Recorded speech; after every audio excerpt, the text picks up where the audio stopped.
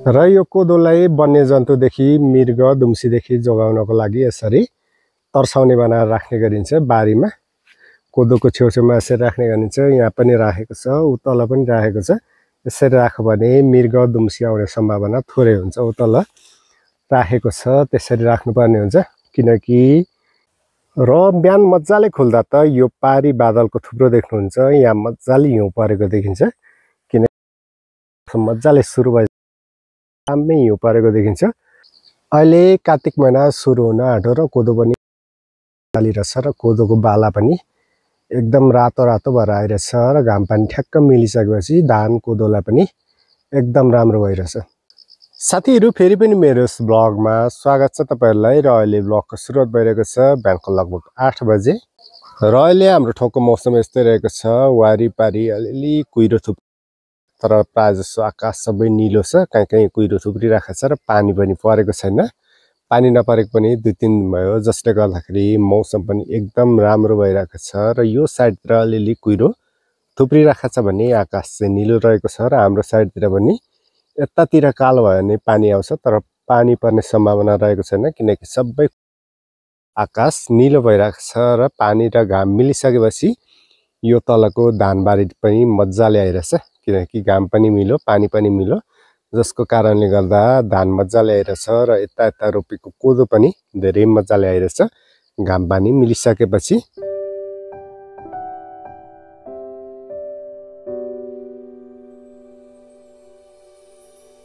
अहिले बिहानको लगभग 10 बजिरहेछ र अघि बिहान अलिअलि कालो भएको थियो हाम्रो ठाउँमा भने अहिले चाहिँ पुरै घाम लागिरहेको छ र बादलहरू डाँडा काँडामा एकट्ठा भएर थुप्रिरहेको छ।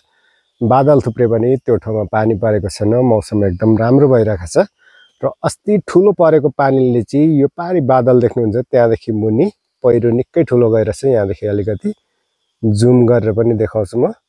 यो ठाउँमा पहिरो निकै ठुलो गइरहेछ, अस्ति ठुलो परेको 2 दिन परेको पानीले गर्दाखेरि र हाम्रोतिर त्यस्तो खासै पहिरो चाहिँ गएको छैन र यो इलाम साइडतिर चाहिँ धेरै पहिरो गइरहेछ, जसले गर्दा मेची राजमार्ग पूर्ण रूपले अवरुद्ध भएको थियो त्यतिखेर भने अहिले चाहिँ बिस्तार बिस्तार गाडीहरू सुचारु हुन थालिरहेछ र पूर्ण रूपले मेची राजमार्गमा गाडी सुचारु हुनको लागि चाहिँ अझै 2-4 दिन लाग्नेछ, किनकि बाटो निकै भत्केको छ भन्ने कुरा आएको छ।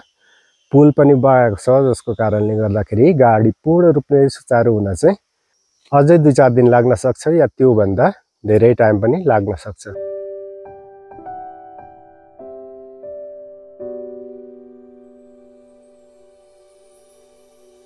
र यो अम्बकको पाक्ने सिजन पनि बिस्तार बिस्तार सुरु भइसक्यो र यो अम्बक चाहिँ यो बोटको अम्बक चाहिँ एकदम स्वादिलो छ अरु बोटको भन्दा पनि।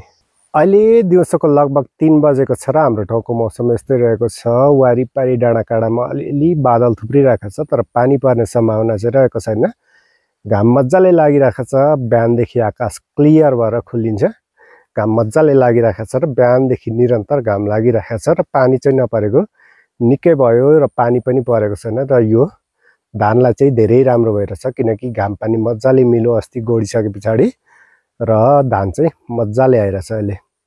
र हाम्रो ठाउँमा चाहिँ चिसोको मौसम सुरु भइसक्यो र चिसो मजाले हुन थालिरहेछ र अलिक पछाडि त यो माथि डाँडामा तुषार आउने गर्छ र धेरै लेकमा त माथि माथि हिमालतिर त मजाले हिउँ पर्न सुरु भइसक्यो, जसको कारणले गर्दाखेरि हिउँको प्रभाव हाम्रो ठाउँमा पनि बिस्तार बिस्तार देखिँदैछ, निकै चिसो हुन थालिरहेछ।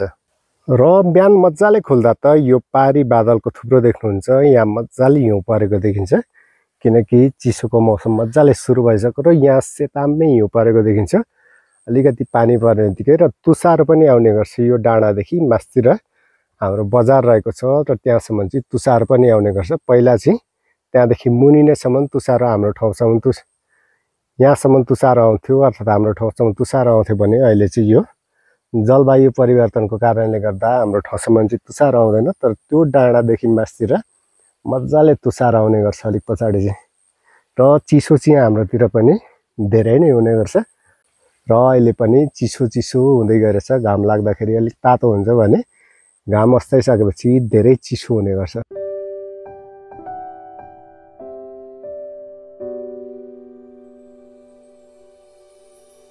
र धानको बाला पनि बिस्तार बिस्तार लाग्दैछ मजाले तर यहाँभन्दा अलिक धेरै धानको बाला मजाले चाहिँ यो पतिर सिम खेतमा लागिरहेछ, किनकि त्यो अलिक अगाडि रोपेको यो चाहिँ 1 महिना पछाडि रोपेको कारणले गर्दाखेरि यहाँ पनि मजाले नै आइरहेछ रोपाइ अनुसार। तर यहाँभन्दा धेरै त्यो गहिरो खेतमा चाहिँ मजाले आइरहेछ धानको बाला।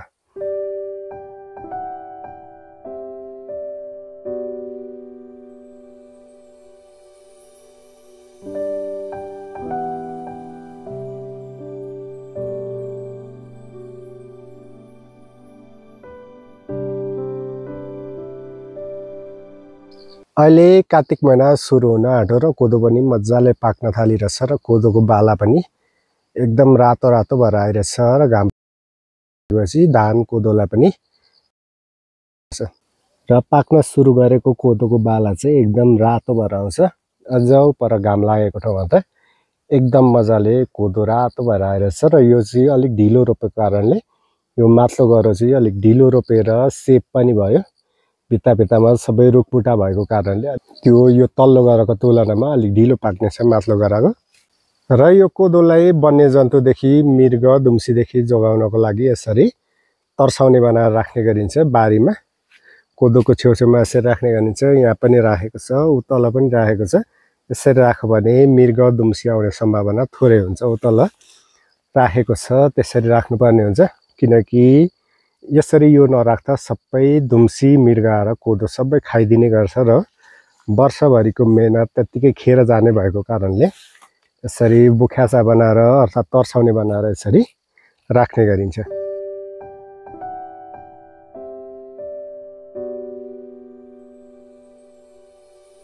यो भकमिलो पाक्ने सिजन पनि बिस्तारै सुरु भइसक्यो। यसलाई भनिन्छ भकमिलो हाम्रोतिर। यसको पनि अमिलो बनाउने गरिन्छ। मजाले पाकिसकेपछि यो पाकेको त छैन, तर यो पाकिसकेपछि मजाले दाना लाग्ने गर्छ र त्यो दाना मजाले यत्तिकै झुप्पैसँग पकाएर यसको अमिलो बनाउने गरिन्छ। यसको अमिलो चाहिँ जलेबी कागतीको जस्तै हुन्छ र यो जङ्गलमा टन्नै रहेको छ। यहाँ चाहिँ यतिवटा बोट रहेको छ भने जङ्गलमा चाहिँ धेरै रहेको छ। र अहिले घाम पनि अस्ताइसक्यो र घाम अस्ताइसकेपछि डाँडाको दृश्य एकदम राम्रो देखिरहेको छ। मोबाइलले त्यति मजाले क्याप्चर त गरेन, तर दृश्य एकदम दामी देखेको छ र मुनि मुनि पनि सबै खुलेको छ। पानी पर्ने सम्भावना रहेको छैन र सिजन चाहिँ एकदम राम्रो भएको छ अहिले।